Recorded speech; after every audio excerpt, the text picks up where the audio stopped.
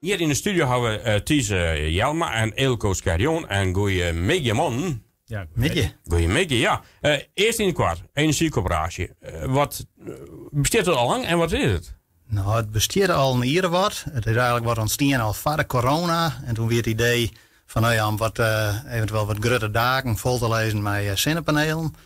Nou, daar is toen ook wel een informatiebijeenkomst geweest in Kalmersveer. Maar toen is het eigenlijk wat, nou ja, dat wat oorzaken. Er zijn natuurlijk wat problemen met het net. Dus toen, en toen kwam de corona erin. Dus toen is het al jaar, nou ja, wat op een zacht zin kwam. En we zijn eigenlijk nog het laatste jaar hier een beetje bezig om nou ja, wij wat voortlicht te brengen.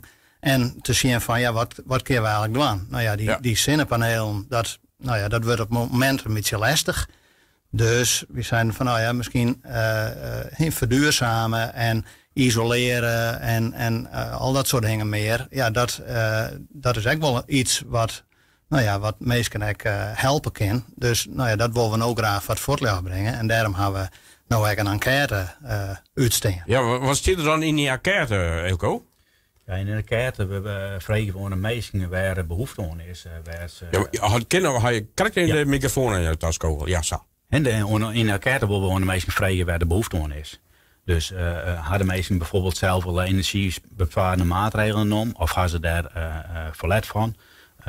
Was misschien een warmtepomp of matter tochtstrips plakt worden. Dus het is heel divers eigenlijk wat we vragen. Dus ja, dat is nou de enquête die bij Delbracht is, hoe ze nu is. En ja, daar wachten wij op wat de reacties zijn van de mensen. Oké, dus elke ding had wel zo'n enquête gekregen, tenminste die lid is van het. In Kalmersveer en Vinkleers, daar had zo wat iedereen een enquête gekregen. Ik denk de laatste nieuwe de bij Delbracht. Oké, maar het is dus wel wichtig dat ze die enquête inleveren eigenlijk.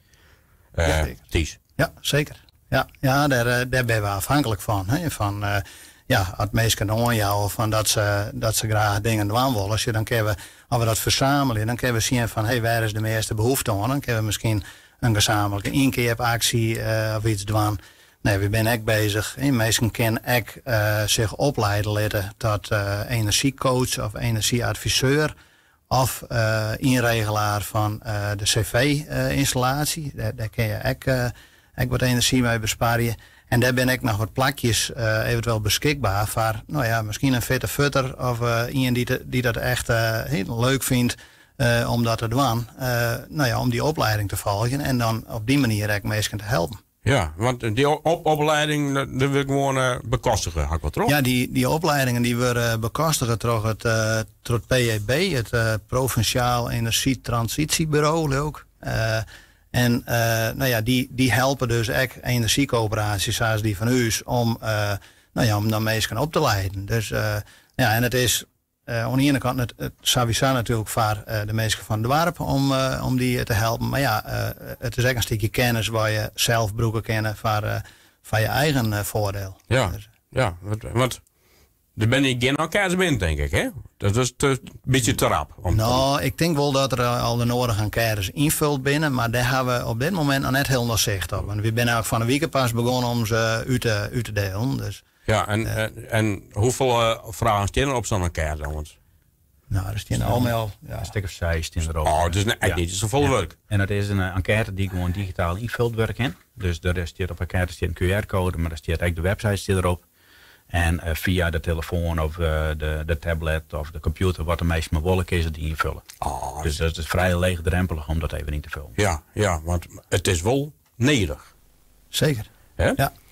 Want ja, je wil natuurlijk de energie, en je zijn al die salderingsregel, dat wordt een probleem. Dus je wilt het op een manier ompakken. Maar warmtepomp, zoals deze oording en dat zit natuurlijk ook al op die enquête. Ja, vlierisolatie of dakisolatie of inderdaad tochtstrippen, dat heel cool zei. Ja. Gewoon mijn kwanter. Hier staat ook bijvoorbeeld buurkracht, samen energie besparen.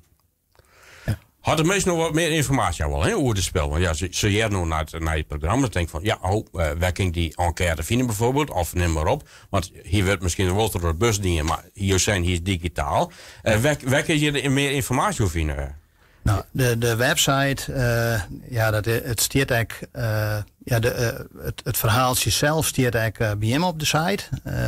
En de website, dat is wat een lastige, maar kleester-zwaag.buurkracht-online.nl. Daar kun je zeg maar de enquête vinden. Oké. Maar ja goed, de informatie, stiert al onder andere bij hem op de site. Nou, top.